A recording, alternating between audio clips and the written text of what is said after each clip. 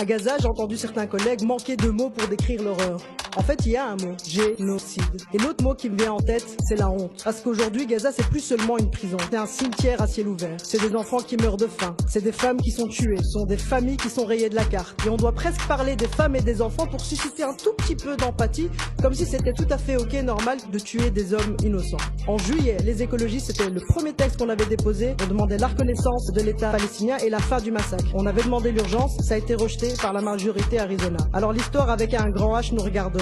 Et aujourd'hui, j'ai honte que la Belgique devienne le paillasson des criminels de guerre. Pour nous, il est temps, pas seulement de parler, mais d'agir en sanctionnant l'État d'Israël, en suspendant l'accord, en reconnaissant immédiatement l'État palestinien, en ayant des gels d'avoir, parce qu'il n'y aura pas de paix sans justice et pas de justice sans vérité ni responsabilité. Et je vous parle même pas de l'apartheid, de la colonisation, des enfants qui sont emprisonnés, des colons violents qui ont, et ça a lieu depuis des dizaines et des dizaines d'années en Cisjordanie dans les territoires occupés. Jusque quand on va laisser s'affamer des enfants, bombarder des camps de réfugiés, assassiner des civils, des journalistes, des secouristes en toute impunité?